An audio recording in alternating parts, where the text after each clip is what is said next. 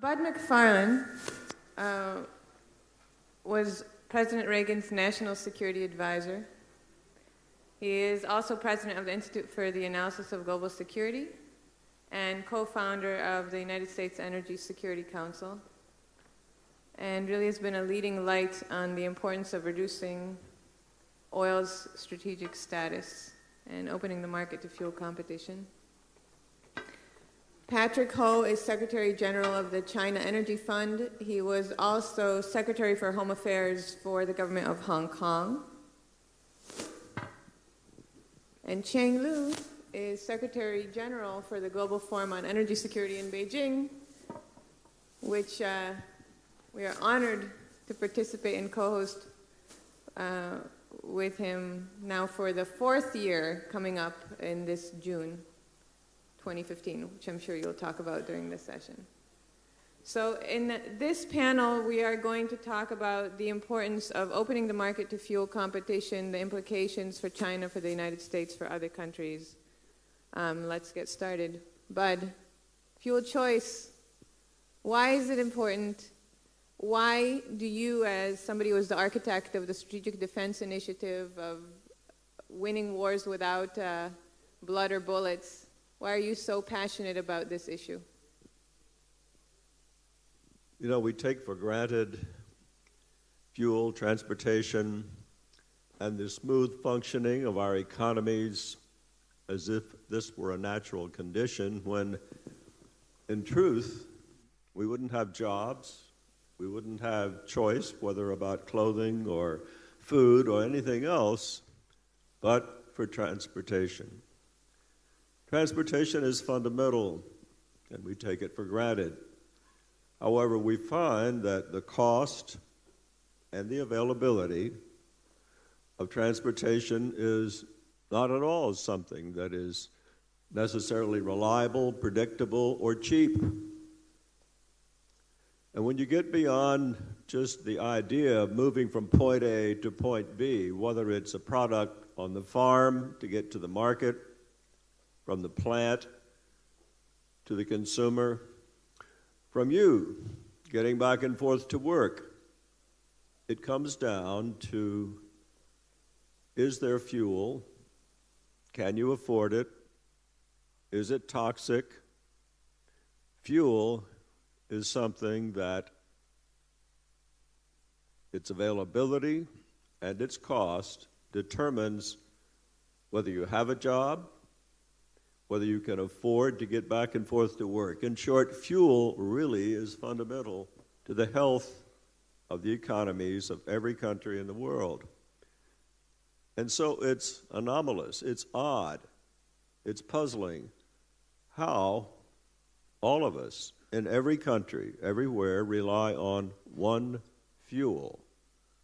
And its availability and its cost is not at all predictable, because 75% of all fuel that we rely on, that single commodity called oil, is determined by a cartel. 3/4 of all of the oil in this planet is owned, priced, delivered by a cartel. Well, that's not in your interest, or mine, or anyone's. For indeed, the predictability is not certain about the availability of oil. The price of that commodity is set by the decision of 12 countries in the world that own all of that oil. Now, we know that the members of that cartel all come from this part of the world. And Israel, most of the guests here today, are very conscious of the fact that while it only costs less than $5 per barrel to get it out of the ground, we're paying about 20 times that amount. Today, that price is down. But the volatility of it, the predictable availability of it, that goes in and out of the Persian Gulf, is not at all predictable. So it's important to ask ourselves, can we find ways to reduce that vulnerability, that uncertainty about price and availability? And the good news is, yes, there are alternatives. And we've heard in the first panel that there are several diverse ways of powering automobiles, airplanes, ships. The challenge to us, to your generation and the next generation, is how to introduce those into the market so that we have competition, so that you can go to a petrol station and make a choice, what is cheapest, what is reliably going to be there at an affordable price every day. Many approaches are being taken here in Israel as well as in Asia, Europe, the United States.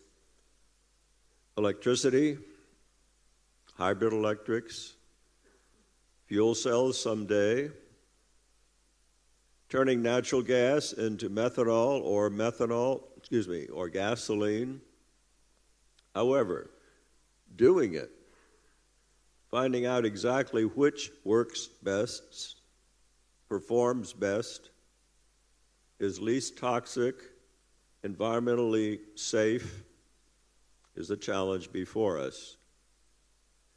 So we need to go from a condition today where we still have to worry about whether or not there's going to be an affordable product we can power our transportation with or not, and establish ways to produce it, get it to the market, regulate its content and performance so that we no longer have to worry about that fuel being disrupted by violence or priced extravagantly by a cartel. And that's the challenge before us.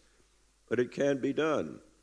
It's being done in several places. Brazil started doing it 30 years ago. The challenge to us here in this audience is how to accelerate the introduction of alternative fuels. Alcohol fuels showing great promise, and we're learning that their performance, their economy, and their environmental benefits can be superior to oil-based products. So the future is not far away. Our job is to accelerate getting from here to there. Thanks, Bud. You know, when you think about it, over 95% of transportation fuel is oil-based. And as you said, 75% of world oil reserves are in the hands of the OPEC cartel. And so, in effect, oil has this monopoly over transportation fuel, and OPEC as a collective acts as a monopolist in the oil market, which makes OPEC effectively a monopolist in the transportation fuel market. So if you open the market to competition, so natural gas, coal, biomass, and other resources can compete against oil, can be arbitraged against oil, you not only take away the power of the cartel to price transportation fuel, essentially, but you really reduce the power of a lot of countries that aren't necessarily positive actors on the world stage. Patrick, how concerned are you about resource conflict if we don't reduce the strategic importance of oil, and how important is fuel choice to China? Well, when we look at energy use, let's go back to the big pictures of what we use energy for. Usually it's divided into three sectors. In the Western world, 1/3 of the energy is being used for industry, 1/3 is to heating homes and keep buildings and going and for urbanization, and 1/3 is for transportation. For industries, we have many alternatives. So many base load energies, modalities that could be used, nuclear, or hydroelectric, or what have you. For powering homes, we have distributed energies. We can have renewables and also varieties that we can choose, the diversity of energy sources. But for transportation, when we're talking about transportation, we're really limiting ourselves into cars, okay? Also planes. Planes only flies on gasoline, a very pure type of gasoline as well. But ships and trains could be powered by nuclear, gas, and other modalities. But when we're talking about transportation, what we're really making a generalization is automobiles, is cars, which we concern every one of us. For cars, there seems to be only one modality that we're heavily dependent upon, and that's petrol, it's gasoline. In a place like China, the energy distribution is slightly different because cars is up and rising, but still not to the degree of intensity as of the United States and the Western world. The energy distribution used for China is maybe about 40 to 45% for industries. Another 35% is for urbanization, heating homes, and for transportation is only about 15 to 20%. But that proportion and that ratio is going to be changed because a lot of the heavy industries, a lot of buildings in China is almost slowing down. Okay? All the big big cities, each one of them had big airports, have a high-speed train, have the railroads, and have all the facilities, what have you. And they're all infrastructures being built right now, and they are all finished almost. And urbanization is the next area that China will have to expend a lot of energy into, because of the 12 five-year plans has initiated the big schemes of a new model of urbanization in China, meaning that in the next 10 years, we're going to move 300 to 400 million people into cities, meaning that also that about 100 to 150 cities of 1 million people each will be built in China. So a lot of energy will be consumed in building cities. The other areas is in ground transportation. Of course, China is building a lot of high-speed train, and that can run on natural gas. But automobile is also being very popular, and as we have seen in the last panel, that most of the cars sold today is being sold in China, and most of the cars being manufactured today are manufactured in China. In the 90s, where China's economy is up and rising, China has been building roads because we don't have enough roads. But after maybe about 10 years, we have many roads, and we occupy the roads with cars. Then we have to think about, curtailing the number of cars that has been coming on the market and occupying the roads. And in the 21st century, that we are now concentrating on emission, and from the car congestion that's really causing a lot of big city problems right now. For example, I was told, actually in Mr. Liu's conference early in June this year, that in Beijing, the average traffic congestion time is for every day is 1 hour and 55 minutes. People to spend in traffic jam. Now, there aren't that many hours every day that we have, but we have to spend almost 2 hours every day in the traffic jam, and that's unsustainable. And what we have to do right now is to find alternatives to heavy congestion, for ground transportation, for alternate fuels. We have to consider all the things in one breath, and to use less, to find alternatives, and to find alternative fuels. And because with all the cars upcoming on the roads in China, right now we have surpassed with more than 100 million cars. In one study, it was saying that we have 135 million cars. It depends on which studies you use and what type of cars you count into your tallies. And it has been projected that by the year 2020, China will have 200 million cars.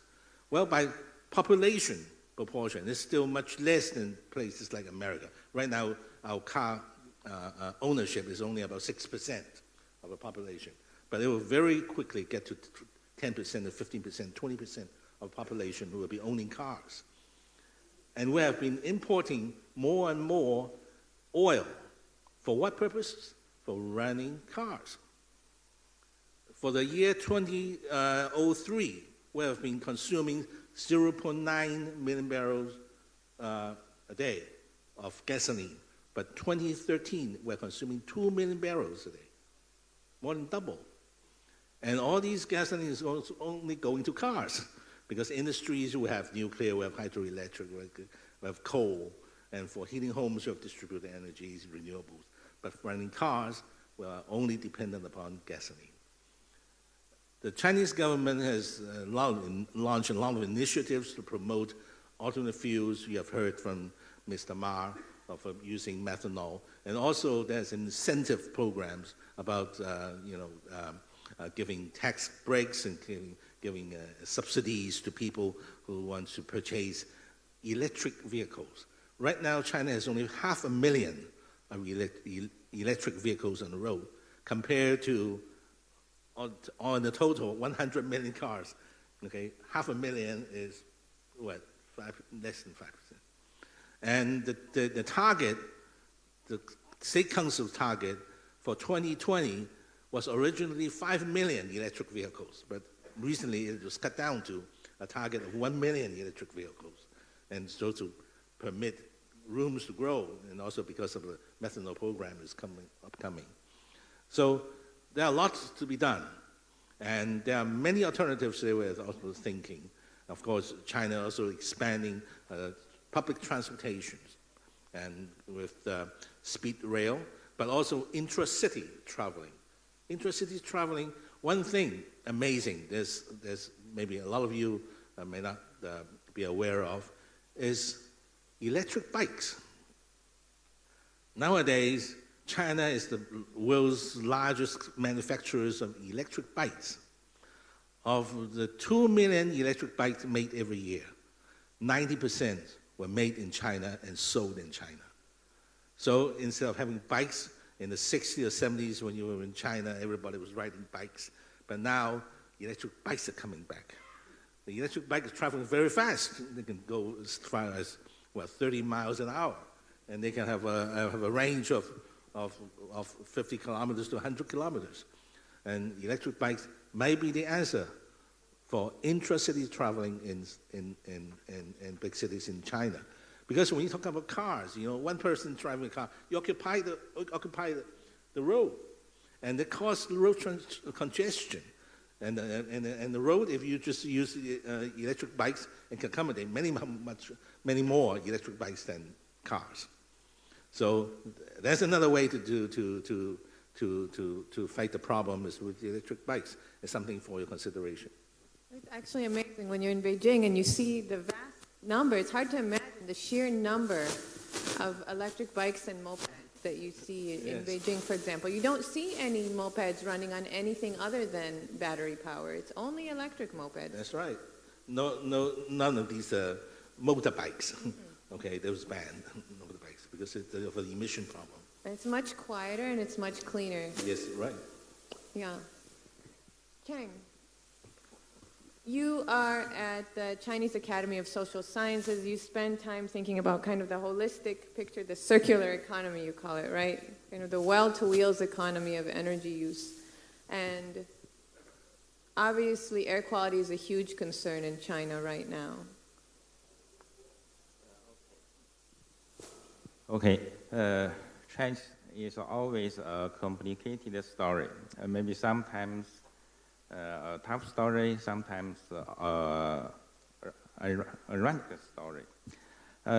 If we can have a historical view in the toughest areas of the World War II, we even don't have fuels, no matter how the fuel choice.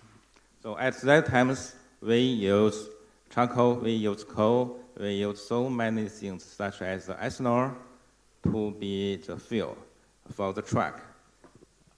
If we have more fuel choice, we would not sacrifice so many people during the war period. But if this continue, we would be the largest country of the alternative fuels. But unfortunately, in 1960s, we found oils. We found oil fields such as Daqing oil fields and Shengli oil fields. So at that days, we feel so lucky. We have oil fields. We can lavish it. We have a very better feelings that we have enough coals, enough oils. We can export oils, export coals, and we waste the natural gas accompanying the oil abstraction. So at that days, we feel so lucky. But these days, not lasting too long. In 1993, we became the net importer of oil. And in 2008, we became the net importer of coal. And we are also the net importer of natural gas. So only when this time we have the feelings we must conserve and save our energy resources, and we have to find alternative fuels. In China, we have many practices for fuel choice. We use PNG, the petroleum, liquid petroleum gas, and CNG, the compressed natural gas, as a fuel for cars, in some provincials such as Xinjiang, Sichuan, and Yunnan, and Chongqing. That's why we have a good experience to use it. It's cheap than gasoline, than diesel. But I think it's not the problems whether we have enough oil, enough coal to use. The biggest problem of China is the environmental damage. I like the presentation of Gail Luft, and she has showed the picture of the serious smog in Beijing. It's not really, not only in Beijing. It's from Harbin to Haikou. Nearly all of the population dense the territory of China. So that's the biggest questions of ours. That's why we should find more alternative fuels for our cars. Nowadays, we have more than 100 million vehicles in the roads of China. Well, we have more vehicles, I think it will happen. It will happen. Because we have 3 times of population of USA. We don't expect each family have 2 cars, but it happens recently, especially in the urban cities, in the cities. For example, in Beijing, in Shanghai, because the government restrained the utilization of the cars. They limited the car number. So many people, many homes began to buy their second cars. In this situation, if we need to keep our environment, or even if we recover it, the environment, we need to find more alternative and clean fuels for our cars. But what can we do? I think the natural gas, the CNG, LPG, and the methanol and the ethanol are all good for us. It can reduce the carbon dioxide emission and especially the particle PM2.5 emission. So they are all good, and the combination of all utilization is good and is useful for us. But above all this, we need to pay more attention to use less energy.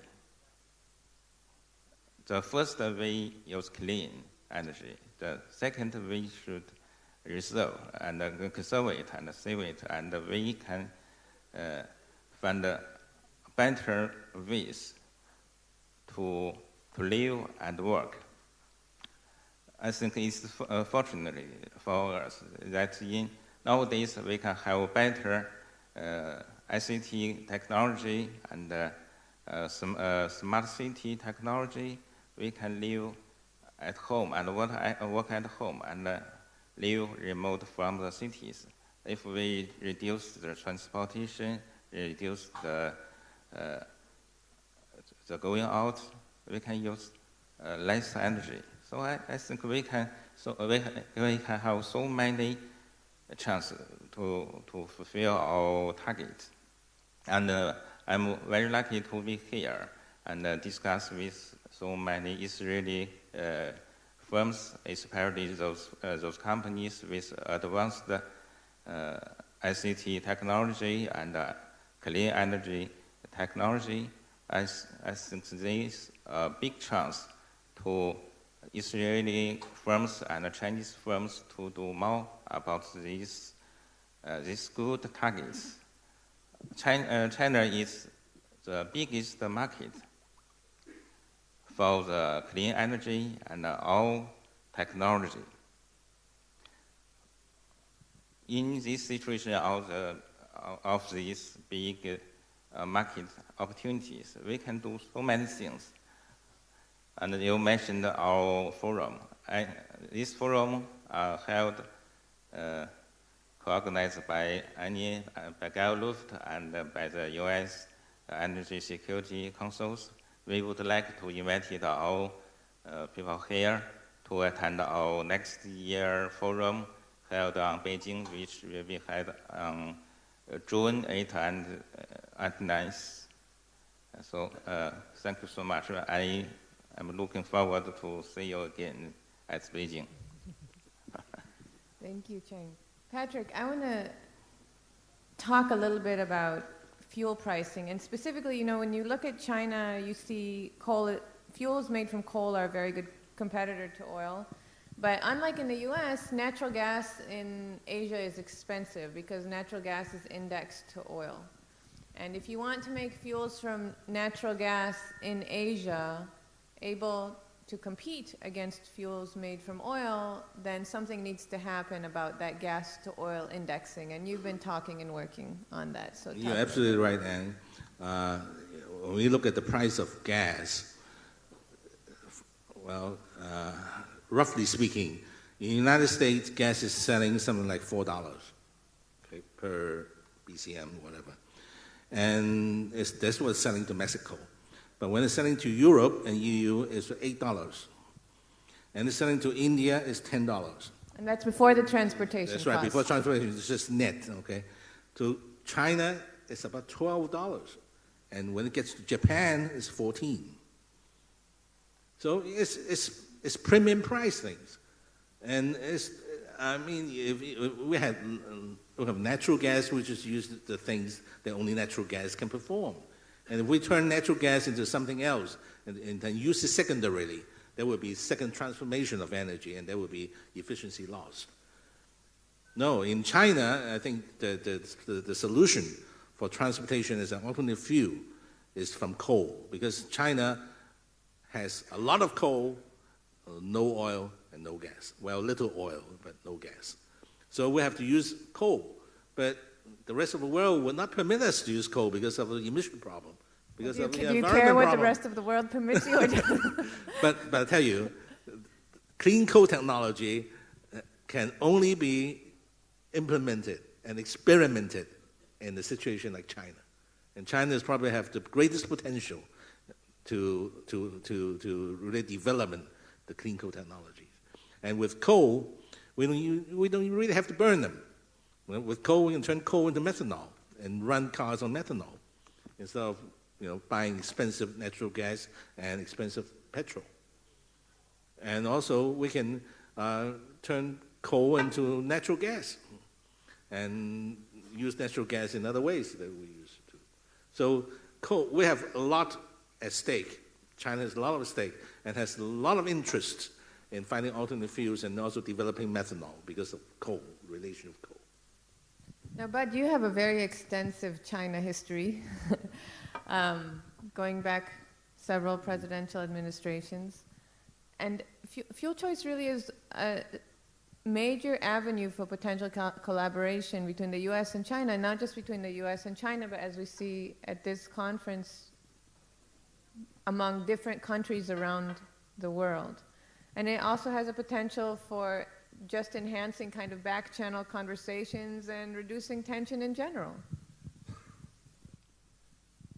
Yes, we can learn a great deal from China's adaptation of coal to power transportation, as Dr. Ho has just explained. We have a certain arrogance that we've adopted in the rest of the world that suddenly we should assume that there isn't any risk and that our entire focus of the world ought to be on clean air. Well, if somebody had said that 100 years ago, where would we be? Fact is that it's not sensible for the United States, for Europe and the Middle East to say that China has to adhere to the same environmental standards that we do. If China had natural gas like the United States does, that would be one thing. But the distribution of resources that you can use for fuel are not even. Not everybody has choices on that. And so it's to be expected and reasonable that China ought to be using coal, which is something they have a great deal of, and they are showing the rest of us how to treat coal so as to remove its harmful properties and turn it into a transportation fuel. But cooperation is essential.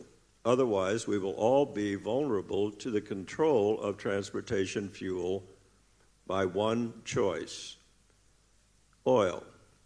And as we've seen, the politics of oil are driven by 12 countries in the world.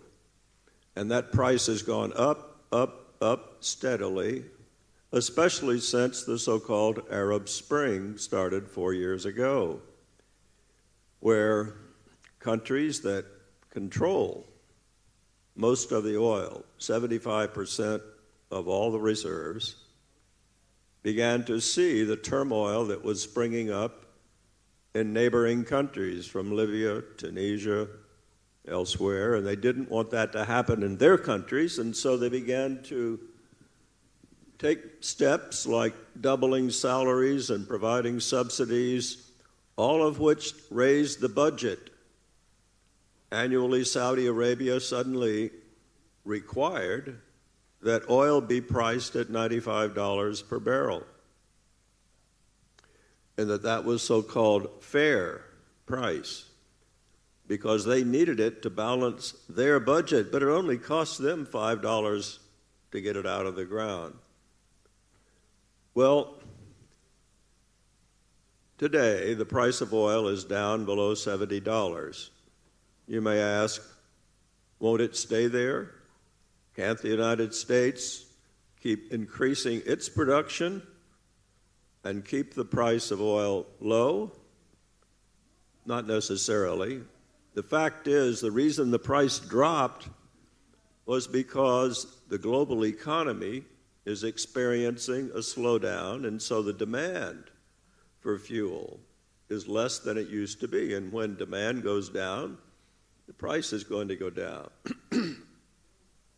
But growth will come back.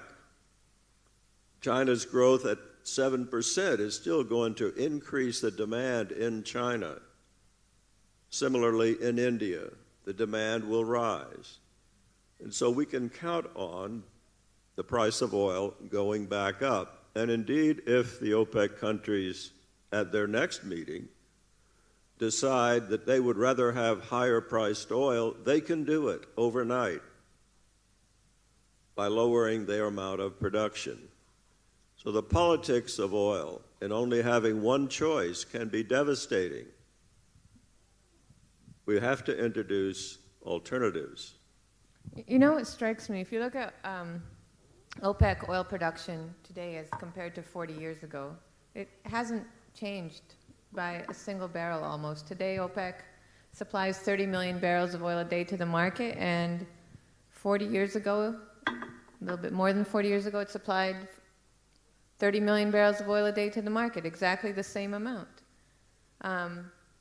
And if you think about OPEC kind of playing chicken with the U.S. shale producers, seeing who's going to cry uncle first right now and trying to knock as many of the more marginal producers out of the game, spook investors so as to reduce that source of supply, I start to think, well, where are the other fuels economic? If we had a massive open to competition transportation fuel market with lots of methanol from coal, lots of fuel made from natural gas, lots of fuel made from biomass, you start to recognize that those fuels are economic at $45 to $50 a barrel oil equivalent.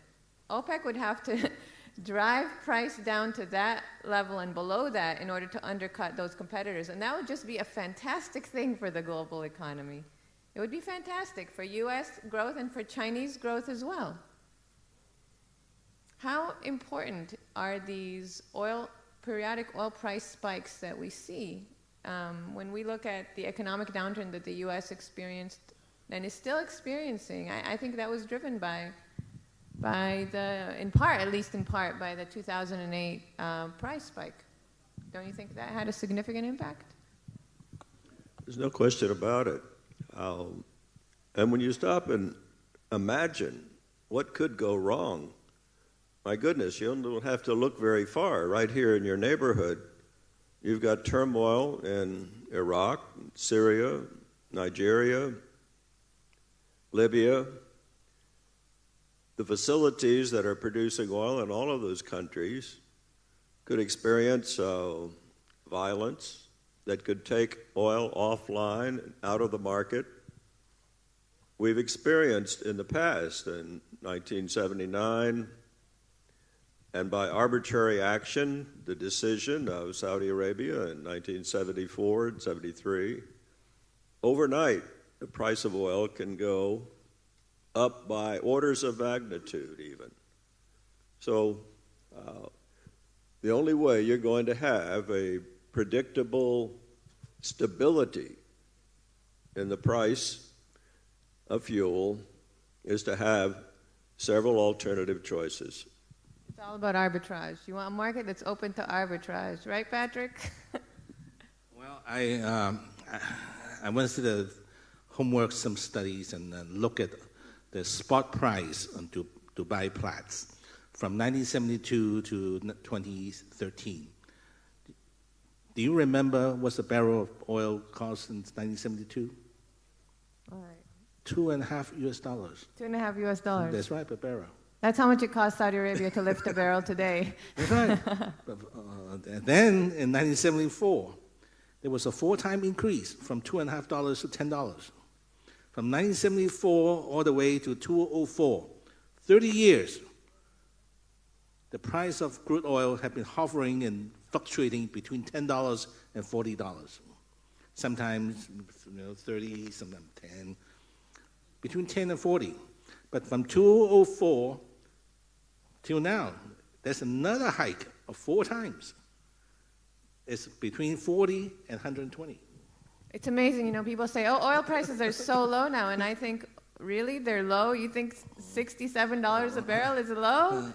Compared to historical numbers, it's high, right? Yeah, so today is $70, so what? When we look at the oil price 2 years ago, 2012, in June, it was $68. Then 2013, in August, it went back up to $95. Then in 2014, in January, it went back down, $80-some. And just in June this year, it went back up to 90s, and now November is back to $70, $80. So where does it go? You tell me. Chang, I want you to jump in here. If you think about the impact on the Chinese economy. Yes, I would like to say something about the oil price. We must know that oil prices are affected by 2 sides. One side is the supply side. In the situation of the American shale gas revolution and the other resources, recovery from Canada, from Brazil offshore, and the supply side is better than before. But I would like to report a good news for everybody is about the Chinese energy consumption tendency. This is another side, the demand side. In the past 10 years, the oil price raised very fast. In 2007, it reached the high level of $147 per barrel, and then it dropped and rise and drop. At that time, the demand side is tight because China, India, Brazil raised very fast. But the good news is China has got, I think, that's only my opinion, got the peak of the energy demand. Why? Because the fast... You mean the peak in growth? The peaking is coming. The peaking is coming. The demand peak is coming. Because our fast urbanization process is going to its end. Recently, or nowadays, about 70% of population in China reside in cities. Maybe do you know Hukou is not in city, but they reside and work in the city. I noticed that Patrick Ho mentioned the new model urbanization. That's not the migration of population. That's the quality of their life. They may maybe have a car. They may use more fuels for their cars. But we don't need more homes, more residential homes, more buildings. In the total amount of the residential buildings, we have enough buildings.